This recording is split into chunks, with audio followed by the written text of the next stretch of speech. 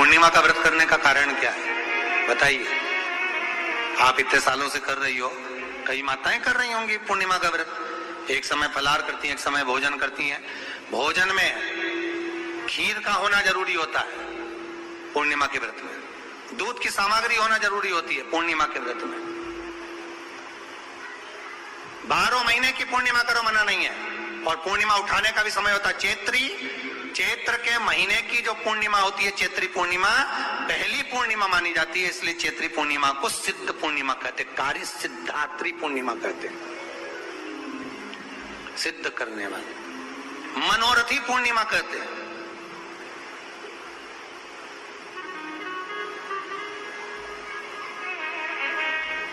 मनोरथी पूर्णिमा। इसलिए पूर्णिमा का व्रत कहां से उठाया जाता है? चैत्र के महीने की पूर्णिमा से पूर्णिमा का व्रत उठाया जाता है कि मैं महीने की पूर्णिमा करूंगी तो चैत्र पूर्णिमा से उसको उठा लिया जाता है। और उसका एक नियम रहता है, आप फलाहार करें अपनी जगह पर एक समय भोजन कर रहे हैं अपनी जगह पर, भोजन के साथ में मीठे के साथ थोड़ा दूध की सामग्री होना जरूरी होती है। और क्यों करते हैं पूर्णिमा का व्रत, किस लिए किया जाता है, क्यों करा जाता है, उसका व्याख्यान वर्णन शिव महापुराण के अंतर्गत स्कंद पुराण में लिखा गया। स्कंद पुराण में वर्णन किया है श्री वेद व्यास जी महाराज ने।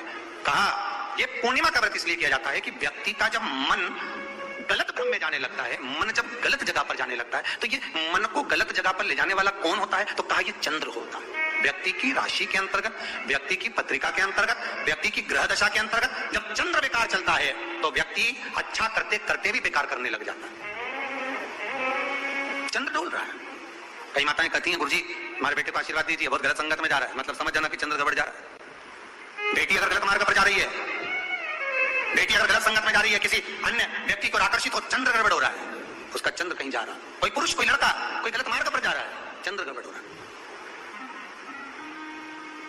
घर में जो क्लेश उत्पन्न होता है, घर में जो विवाद उत्पन्न होता है, उस विवाद को रोकने के लिए केवल चंद्र की, इसलिए तो पूर्णिमा घर की नारियां, हमारे हिंदू धर्म में यहां तक स्कंद पुराण में कह दिया कि प्रत्येक पूर्ण, आप लोग कभी आप लोगों ने सत्यनारायण जी की कथा करवाई, जितने लोग आस्था चैनल पर कथा सुन रहे हैं, जितने लोग फेसबुक यूट्यूब पर कथा सुन रहे हैं, यूट्यूब पर कथा का श्रवण कर रहे हैं, उन्होंने कभी सत्यनारायण की कथा करवाई होगी। तो उसमें लिखा है हर कार्तिक, हर पूर्णिमा को, हर संक्रांति को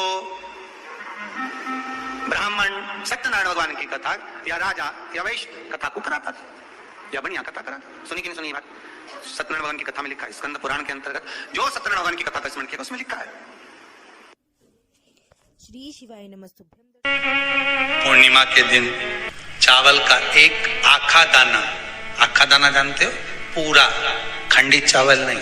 कितना चावल? एक दाना चावल का शंकर भगवान के शिवलिंग पर समर्पित करिए। एक बेलपत्र जिसका डंडी का मुख अपनी ओर हो, जहां से चावल चढ़ाया है, उस चावल के ऊपर अपनी कामना कर रख दीजिए और चंद्रमौली भगवान का स्मरण करिए। कौन से भगवान? शंकर भगवान का सर्वश्रेष्ठ सुंदर नाम है चंद्रमौली। चंद्रमौली भगवान का स्मरण करिए, अपनी कामना कर बेलपत्र समर्पित कर शिव जी पर एक लोटा पानी, एक जल पात्र समर्पित करो, कलश से जल चढ़ा दीजिए, नैनों में वो जल लगाकर अपनी कामना कर वापिस घर को आइए। अगली पूर्णिमा आएगी, जो कामना करी है मेरा चंद्रमौली भोलेनाथ उसे पूर्ण कर ही देगा। जिसके शरीर पर सफेद दाग पड़ गए हो, चर्म रोग हो गया हो, चमड़ी सफेद पड़ गई हो, पूर्णिमा के दिन गाय जब अपने बछड़े को दूध पिलाए, उस बछड़े का मुख में जो फेन आए उसको निकाल लीजिए।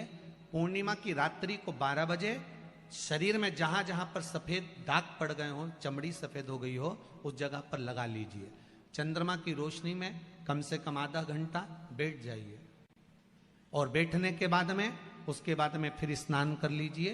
2 या 3 पूर्णिमा उस फेन का प्रयोग कर देखिए, चमड़ी अपने असली रंग में आना प्रारंभ हो जाती है। महाराज, माता गौ माता के दूध में, और बछड़ा जब दूध पान करता है, पीता है, उसमें जो बल उत्पन्न होता है, वो बल की परिभाषा कहीं वर्णित नहीं हो सकती, उसका सुख ही दूसरा। आप उसको अपने जीवन में उतार सकते हैं। स्कंद पुराण कहती है जिस व्यक्ति पर कर्जा बहुत ज्यादा मात्रा में हो जाता है और कर्जा चूकता नहीं है, आप बहुत प्रयास कर लिए, करोड़ों रुपए का कर्जा हो गया, यहां से लिया वहां दिया, वहां से उठाया वहां दिया, वहां से उठाया वहां दिया। तो निवेदन है, कभी मौका लगे कर्जा मुक्ति के लिए सारे वृक्षों में अगर कोई श्रेष्ठ वृक्ष माना गया है तो वो बट का वृक्ष माना गया महाराज। इसलिए प्रशासनिक कार्य के लिए, मानसिक टेंशन में, परेशानियों में बटकेश्वर महादेव का स्मरण किया जाता है। और यदि निवेदन करूंगा बहुत ज्यादा, यदि आपको कर्जा हो गया है, बहुत ज्यादा कर्जा हो गया और वो कर्जा चूक ही नहीं रहा, तो थोड़े दिन बड़ के पेड़ के नीचे आप बटकेश्वर महादेव के लिए 1 लोटा पानी, उसमें थोड़ा सा पिसा हुआ चावल पीस के गला लेना चावल को और पीस लेना, पीस के उस पानी में मिला लेना और मिलाकर उसमें थोड़ी सी हल्दी पिसी हुई डालकर बटकेश्वर महादेव के नाम से बड़ के पेड़ के नीचे अपनी कामना कर कर जो कर्जा हुआ है उस कर्जे का भान देते हुए, स्मरण देते हुए छोड़ दीजिए महाराज। 2 या 3 सोमवार एक ही जगह पर करना, 3 सोमवार बाद वहीं से बड़ के पेड़ की थोड़ी सी जड़ उठा लाना और उस जड़ को एक कोई धागे में बांधकर या तो अपनी गले में डाल लो या अपनी जेब में पटक लो, उसको थोड़े दिन पटक कर रखना, लगभग 2 से 3 महीना पटक कर रखो। वो जड़ जैसे बड़ का पेड़ विस्तार होता है, पानी गिरे ना गिरे, जल वृष्टि हो ना हो, गर्मी पड़े ना पड़े, उसको कोई फर्क नहीं पड़ता, बड़ का वृक्ष आप रूप फैलता जाता, उसकी जड़ें अपने आप प्रबल होती है। उसी तरह ये बटकेश्वर महादेव कहीं से भी अगर जड़ आपके पास में रखी है 1 महीना, 2 महीना, 3 महीना तक, तो ये जड़ अपने आप लक्ष्मी को पकड़कर खींच कर लाती है और कर्जे से मुक्त कर देती। बटकेश्वर महादेव का स्मरण सुख का देना हो।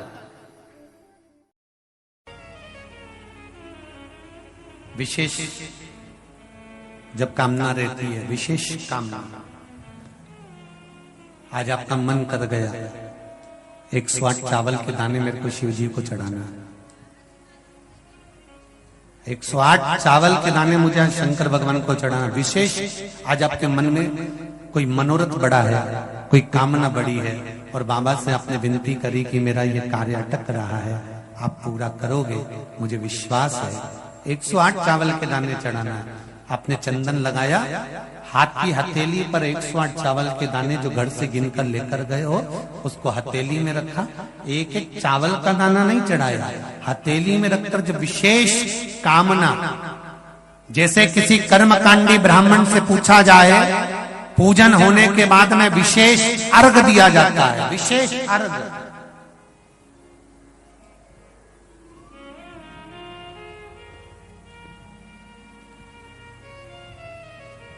उसी तरह विशेष कामना के लिए बटकेश्वर महादेव, फिर से बोलो बटकेश्वर महादेव। एक बात याद रखना, अगर हमारे व्यापार नहीं चल रहा हो, दुकान धंधा पानी नहीं चल रहा हो, दुकान पर 24 घंटे बैठो तो व्यापार नहीं होता, घर में लक्ष्मी नहीं टिक रही हो, पैसा नहीं आ रहा हो, तो बड़ के पेड़ के नीचे, पीपल के पत्ते के ऊपर, बड़ के पेड़ के नीचे की मिट्टी को गीला कर कर पीपल के पान पर, पीपल के पत्ते पर एक शंकर जी के शिवलिंग का निर्माण करो।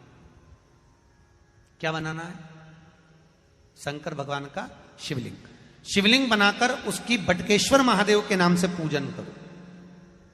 7 बार कच्चा दही चढ़ा दीजिए, उस दही को थोड़ा सा चम्मच में उठा लीजिए, उस दही को लाकर जहां तुम्हारा व्यापार है, जहां तुम कमाने के लिए बैठते हो, दुकान पर बैठते हो, उस दुकान पर उस दही से स्वस्तिक बना दीजिए और इस पीपल के पत्ते पर जो बटकेश्वर महादेव का तुमने निर्माण करा है इसको ले जाकर विसर्जन कर दीजिए। आपकी दुकान 3 महीने के अंदर धड़ाके से चलना प्रारंभ हो जाएगी महाराज। लक्ष्मी की कभी कमी नहीं आएगी।